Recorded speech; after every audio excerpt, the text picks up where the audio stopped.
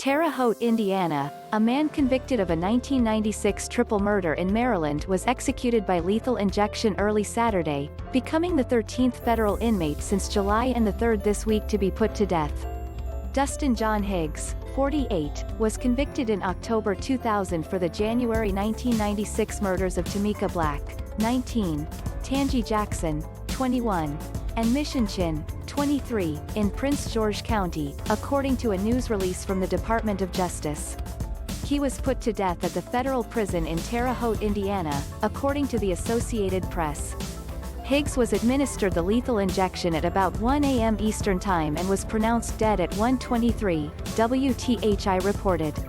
By a 6-3 vote, the U.S. Supreme Court cleared the way for Higgs' execution by denying a stay late Friday. Higgs became the final federal prisoner under the Trump administration to be put to death since executions were resumed after a 17-year hiatus. The 13 executions during the administration of Donald Trump were the most by a president in more than 120 years, according to the Associated Press. Corey Johnson, 52, a former drug trafficker who was convicted of capital murder in the 1992 slayings of 7 people in Virginia, was executed late Thursday. Early Wednesday, Lisa Montgomery, 52, became the first woman executed by the federal government since 1953 when she was put to death by lethal injection. Montgomery was convicted in October 2007 of 1 count of kidnapping resulting in the death of a pregnant woman.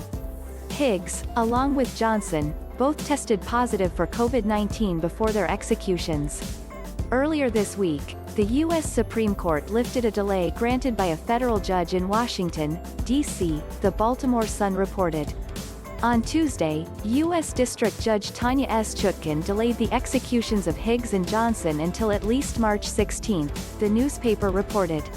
Chutkan said the men's diagnoses of COVID-19 might cause undue suffering when the lethal injection was administered, violating the prisoner's constitutional protection against cruel and unusual punishment.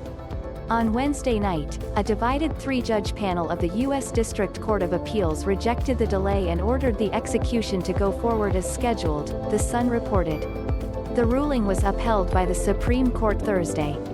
Dustin Higgs contracted COVID-19 because of the government's irresponsible actions in carrying out executions during the pandemic, and his lungs are still damaged as a result of the infection, Higgs' public defender, Shawn Nolan, said in a statement on Thursday.